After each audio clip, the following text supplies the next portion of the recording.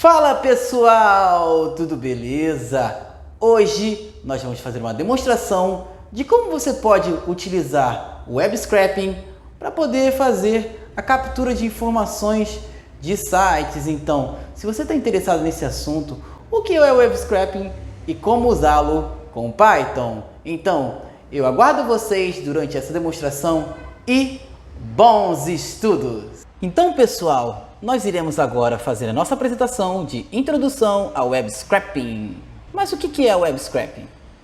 Web scraping é um processo automatizado de coleta de informações na web. Então, permite que você vá recolher dados estruturados ou até mesmo não estruturados de diversos tipos de sites para você fazer análises, utilizar em pesquisas ou em outras aplicações. A gente consegue levar um nível de automação à captura de informações na internet. E com isso, nós podemos analisar o conteúdo de uma página da internet web, seja HTML, texto, imagens ou outros elementos, com o propósito de extrair informações específicas, como textos, preços de produtos, informações de contatos, entre outros que nós já citamos anteriormente. Então, quando nós falamos de web scraping, nós estamos falando de coleta de informações voltadas para automação, ou seja, sendo executadas de forma automática. Então, há uma série de vantagens em fazer essa captura e também, a partir da coleta desses dados, gerar informações relevantes para aquilo que você precisa, seja em aplicações, seja em outras análises ou pesquisas que você precisar fazer ao longo do seu dia a dia, nas suas atividades, sejam elas de trabalho ou apenas de pesquisa ou estudo. Seguimos em frente agora com exemplos práticos de web scraping. O primeiro exemplo seria fazer um web scraping de um site de previsão do tempo. Como vocês podem ver na imagem à esquerda, podemos ver a listagem das temperaturas nos próximos 10 dias da gravação deste vídeo. Então, temos as informações da temperatura, do tempo, da umidade e essa previsão ela poderia ser programaticamente, ou seja, de tempos em tempos, ser consultada para fazer essa extração de dados e, após essa extração, fazer algum tipo de inteligência com essas informações, seja para auxiliar uma aplicação que precisa das informações de tempo, ou então para poder termos um histórico do tempo durante o ano. Existem várias formas de aproveitar a utilização do web scraping quando estamos falando de previsão do tempo, por exemplo. Então, extraímos os dados desse site de forma automatizada e depois tomamos decisões, seja alimentar outra aplicação ou criar algum tipo de pesquisa ou histórico a respeito dessas informações. Seguimos em frente agora com o segundo exemplo prático de web scraping, onde estamos falando de um site de comparação de preços de produtos. Nesse tipo de site, poderíamos programar um scraper para obter as informações dos produtos, incluindo nome, preço, disponibilidade, e assim os consumidores poderiam encontrar as melhores ofertas. Então, poderíamos fornecer uma aplicação ou uma listagem de informações para consulta via texto de algum outro domínio, e assim poderíamos, com essas informações, verificar os melhores preços, melhores cotações, até mesmo auxiliar outras pessoas a tomarem a decisão do melhor momento de fazer uma compra em um determinado momento. Seguimos em frente agora com o terceiro exemplo prático de web scraping, onde temos um web scraping sendo feito a partir de um site de notícias. Então, nós iremos programar um scraper para rastrear o site regularmente, extrair manchetes e resumos de artigos, fornecendo atualizações automáticas para os usuários. Então, essas atualizações automáticas poderiam trazer informações agrupadas de diversos sites, poderiam agrupar essas informações por assuntos e tornar a experiência de consulta de informações de um determinado site mais prazerosa, no sentido de permitir uma melhor escolha da informação e qual o local da informação que você deseja consumir a notícia completa. Então poderíamos criar uma aplicação que agregasse essas notícias de diversos sites e a partir dessa aplicação agregadora você seria direcionado para o site onde está aquela informação e realizaria o acesso para fazer a leitura completa desta notícia. Seguimos em frente agora, pessoal, para falarmos um pouco sobre ética e legalidade dentro do web scraping. O web scraping, como vocês podem perceber, é usado em diferentes áreas, como monitoramento de preços, pesquisa de mercado, geração de dados para análise, coleta de informações para comparações e muito mais. No entanto, é importante fazê-lo de forma ética e respeitando os termos de serviço dos sites. Alguns sites eles proíbem ou limitam a coleta de dados automatizada. E, além disso, é importante que a gente não sobrecarregue esses servidores de um site-alvo do web scraping com grande volume de solicitações, pois isso pode prejudicar o funcionamento do site, além de poder ser até ilegal. Então, os dados coletados devem ser usados de forma responsável e ética, evitando a divulgação de informações pessoais ou sensíveis sem autorização. Sendo assim, garantir que a coleta seja de fins legítimos fará com que o seu web scraping, a sua aplicação desenvolvida para fazer web scraping, ela possa ser utilizada de forma legal e ética e beneficiar o seu público-alvo com uma utilização sadia e segura do web scraping. Seguimos em frente agora, pessoal, onde demonstraremos na prática como podemos fazer para executar nossas aplicações com o web scraping e utilizando o Python.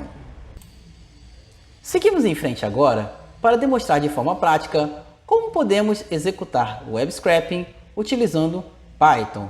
Note que nós não iremos ensinar neste tutorial, neste vídeo, nesta introdução, um exemplo didático de todos os conceitos de Python. Então, esse conteúdo ele é dedicado para pessoas que já têm conhecimento na linguagem e têm familiaridade com alguns conceitos do Python e também familiaridade com o uso dos comandos básicos do Python. Então, depois desse aviso, seguiremos em frente para poder construir a nossa aplicação com o web scraping. Seguimos em frente então para construirmos a nossa aplicação com web scraping, onde nós iremos primeiramente definir quais são os pré-requisitos para executarmos os nossos exemplos. Lembrando que o nosso tutorial ele vai ser necessária, primeiramente, a instalação do Python. Estou utilizando na data deste tutorial a versão 3.10, mas acredito que as informações elas valham para versões que sejam ligeiramente mais atualizadas. Caso hajam versões mais atualizadas do Python e de outras ferramentas, com o tempo, obviamente, elas precisarão ser atualizadas. Nós utilizaremos durante a nossa prática também o Visual Studio Code, mas você pode usar o editor de código de sua preferência que tenha suporte ao Python. Também utilizaremos o Jupyter Notebook, Beautiful Soup e Requests. O Jupyter Notebook para facilitar a nossa execução dos comandos, o Beautiful Soup para que nós possamos demonstrar como captar as informações vindas das requisições web e as requests, onde essas requisições web serão realizadas.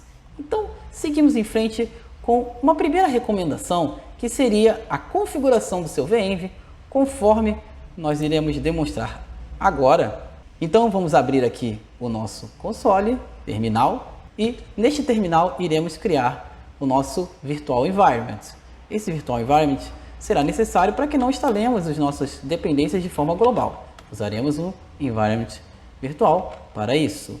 Vou utilizar o comando venv, criando uma pasta chamada venv, para que nós tenhamos um Virtual Environment disponível para este nosso projeto. Executei o comando, realizar todas as operações que sejam necessárias para a criação desse Virtual Environment e, após executar esse comando, nós teremos à disposição o nosso Virtual Environment. Agora nós podemos seguir em frente ativando o nosso Virtual Environment. Para isso, como eu usei o comando py-mvenv, que é um comando do Windows, no Linux você teria que usar Python 3. Assim, também, precisaremos usar um script nativo para ativação do no nosso venv. No caso como estamos usando o PowerShell no Windows, utilizaremos o /venv scripts activate.ps1 e o nosso virtual environment será ativado no Windows. Em seguida, nós precisaremos fazer a instalação das nossas dependências. Utilizaremos pip install notebook para usarmos o Jupyter Notebook.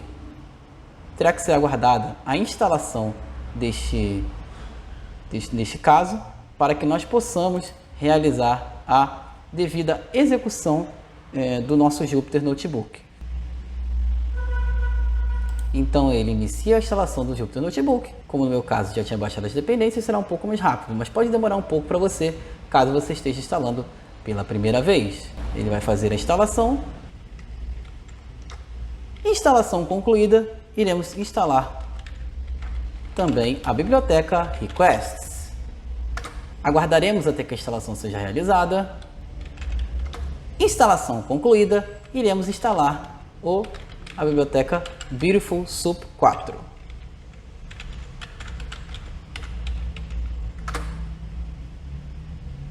Ela será instalada.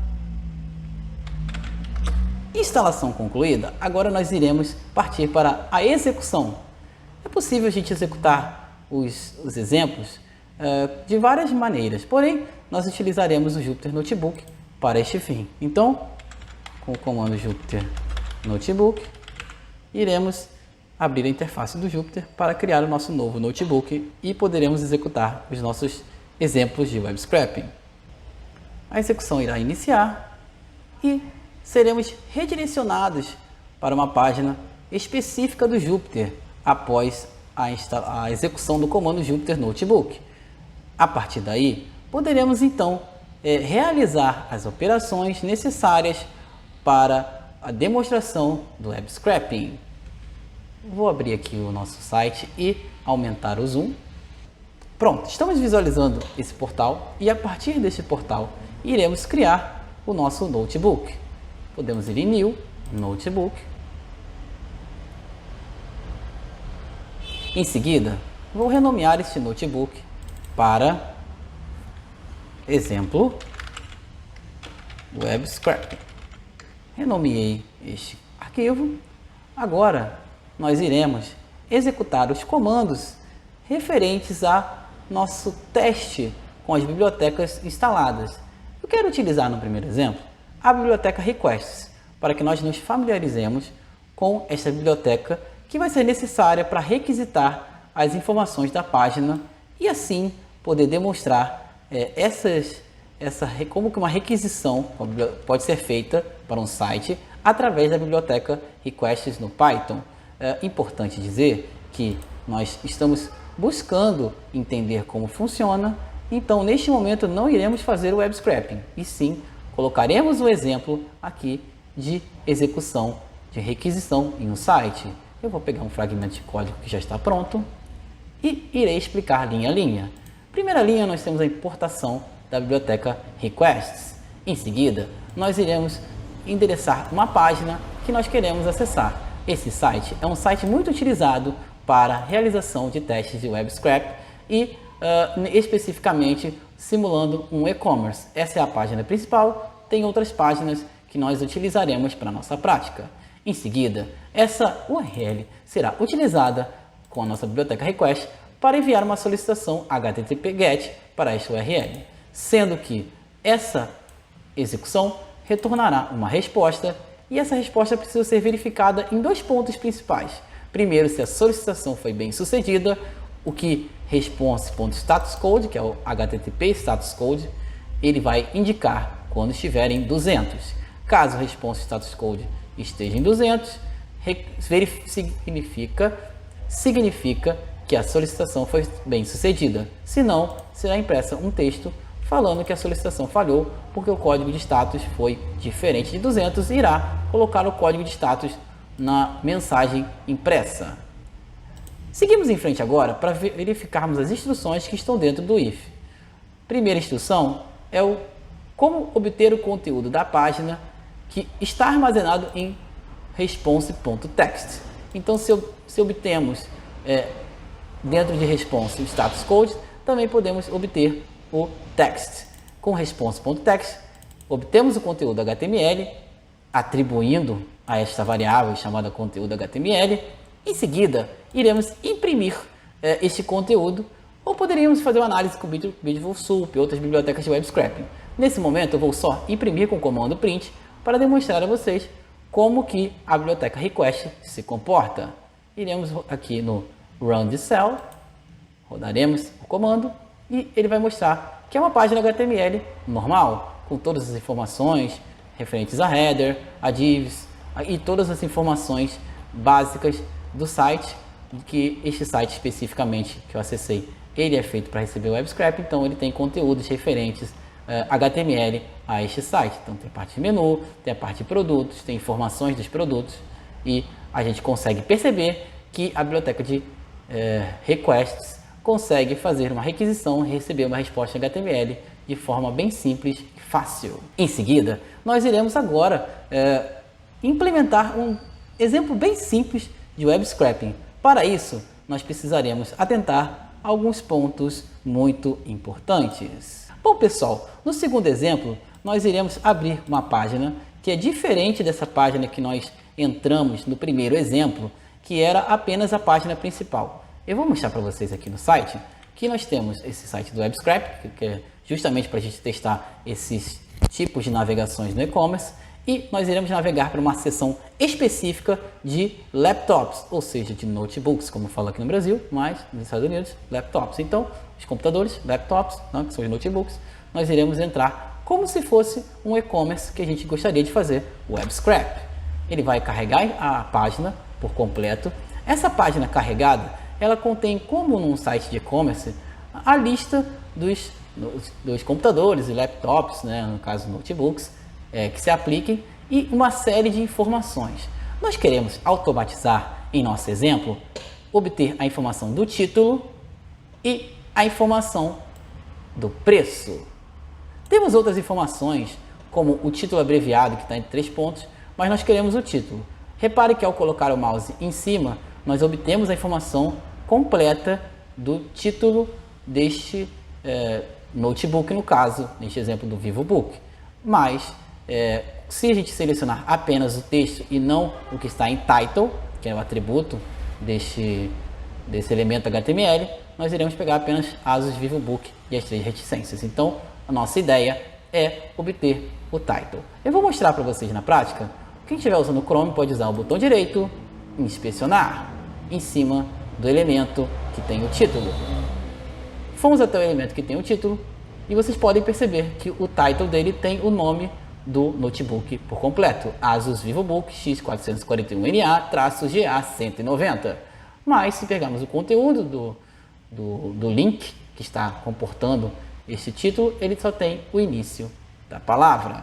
Então, o nosso objetivo ao fazer o web scraping desse site é obter tanto a informação que está em title, no link que tem o nome do notebook nesse exemplo, mas poderia ser um computador também, e também nós também queremos obter, aí para isso, botão direito, inspecionar em cima do preço, a informação de preço desse site. É importante dizer que nós utilizaremos algumas técnicas de navegação nessas informações, que são a utilização das classes do HTML, do CSS, ao bem dizer, que elas são utilizadas normalmente nos sites para categorizar e formatar esse site. Nós as utilizaremos para entender as seções que estão dentro desse site e a partir disso fazer o nosso web scrap. Nessa técnica que nós vamos utilizar, basicamente destacamos 2 pontos. Primeiro, precisamos descobrir qual é o identificador que vai demonstrar que o conjunto de informações significam, cada uma delas, uma linha no que diz respeito a um computador ou notebook. Para isso, se vocês repararem aqui no site, nós temos uma série de divs aqui, né? Então estamos olhando para os 2 lados aqui do navegador. Se eu for inspecionar elemento em cima, né, da área total onde tem a informação do computador e notebook. A gente tem uma parte de carrinho, a gente tem uma parte de descrição, de reviews, mas tudo isso tem em comum uma classe inicial. Qual é o nome dessa classe? Card-Body. Cada uma desses itens que tem os produtos utilizam a classe Card-Body. Então nós iremos listar, quando utilizarmos o WebScrap, por card.body. Outro ponto importante é verificar a partir de Card-Body como pegar as informações do título e do preço. Para pegar a informação do título, temos que reparar também que cada título tem uma informação bem específica, que é a informação do title. Nós iremos atentar para obter a informação do title, para que dentro de um link, para que possamos obter a informação específica do título, né, que quer dizer o nome ali do notebook e do computador, e trazer essa informação extraída por WebScrap. Também podemos ver que ao inspecionar o preço, ele também está dentro do Card-Body, mas ele está com outra classe, não uma classe Title, mas uma classe Price. Nessa classe Price, nós iremos perceber que temos um componente chamado H4, que é um título número 4. E nós podemos perceber então que já temos uma relação da classe Price com H4, da classe Price com H4 e da classe Title com o A, que é o link que tem o nosso title. Agora nós vamos seguir em frente, demonstrando em código como podemos extrair essas informações do site do WebScrapper. Então, pessoal, nós seguiremos em frente agora para demonstrar como iremos extrair essas informações do site do WebScrapper. Para isso, nós iremos utilizar um fragmento de código que eu escrevi previamente, e eu irei explicar cada linha desse código e depois fazer a execução. Bom, temos o código aqui agora que nós iremos utilizar. É importante dizer que além do import dos requests, como feito anteriormente, também importaremos a biblioteca do Beautiful Soup, nos referindo a ela como BS4. Então, quando estamos usando a BS4 do Beautiful Soup, nós iremos utilizar os seus comandos para fazer a devida importação da classe Beautiful Soup do módulo BS4. Então, através dessa classe Beautiful Soup, nós podemos extrair o conteúdo HTML da página e, a partir dessa referência, iremos fazer todas as extrações necessárias com find all e outros comandos correlatos. Mas, primariamente, nós iremos, de novo, obter a informação da URL da página com requests.get, lembrando que a URL foi modificada para incluir computers, laptops. Em seguida, a resposta será testada também no status code igual a 200. Caso seja 200, ele vai continuar, senão ele vai imprimir dizendo que a solicitação falhou, conforme o exemplo anterior. Em seguida, iremos fazer o parse do conteúdo HTML através da utilização da classe Beautiful Soup, passando como parâmetros response.text e o nosso HTML.parser. Dessa forma, podemos utilizar a Beautiful Soup para fazer a leitura de informações das classes do HTML e também poder obter os elementos que nós temos name e price, que estão contidos no link A e no H4, respectivamente. Então, nós iremos, após obter uma instância nova de Beautiful Soup, nós iremos atribuir find all, utilizando a referência soup, passando primeiramente o div, que cada laptop está contido em um div, desde que, e aí por isso que tem a vírgula como segundo parâmetro, a class seja igual a Card-Body. Então, class underline igual a Card-Body. Para não confundir com a palavra reservada class, eles utilizam o atributo como class underline igual, e no caso, aquela Card-Body, que é a classe que nós tínhamos encontrado anteriormente no site do WebScrapper.io, e nós iremos utilizar essa classe Card-Body para localizar as divs dos laptops. Em seguida, eu fiz um teste para verificar se o tamanho dos laptops é maior que 0, para que eu possa imprimir um texto falando que os resultados da consulta dos laptops vão seguir abaixo.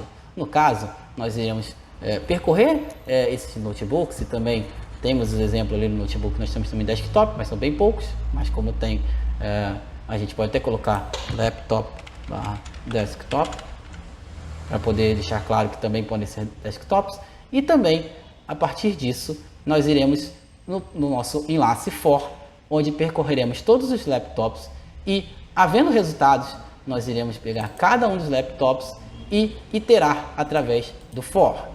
Repare que a nossa indentação puxa nesse for 2 finds de laptop. O primeiro find é o find do name, onde nós encontraremos o link A, sendo somente o link que tem a class title.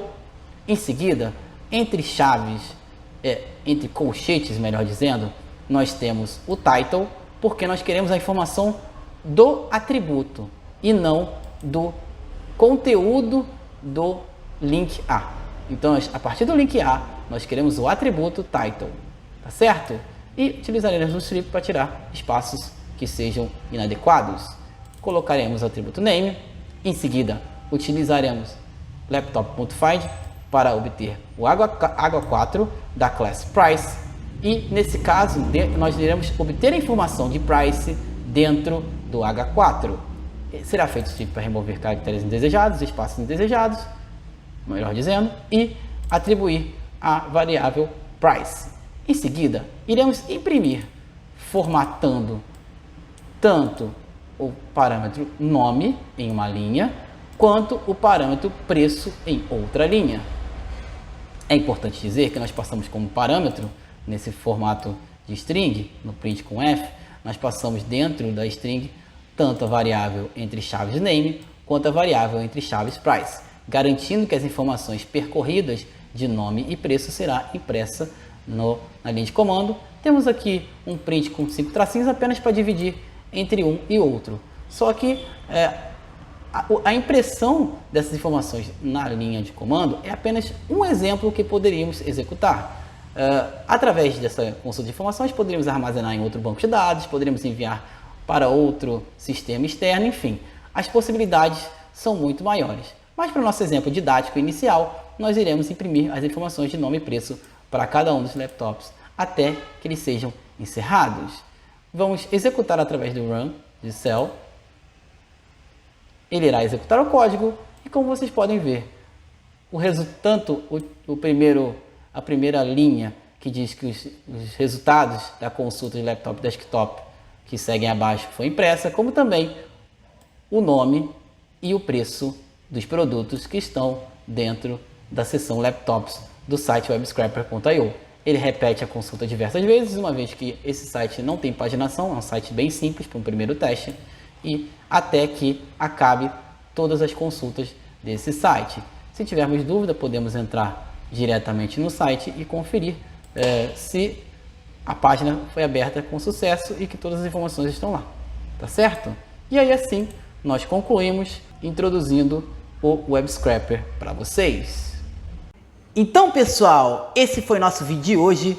Eu espero que vocês tenham aproveitado este conteúdo e nos sigam nas redes sociais: facebook.com/curtocódigo, instagram.com/curtocódigo e também no nosso canal do YouTube, canal da Curto Código. Eu espero que vocês possam ter aproveitado esse conteúdo e nos vemos numa próxima oportunidade. Tchau, pessoal!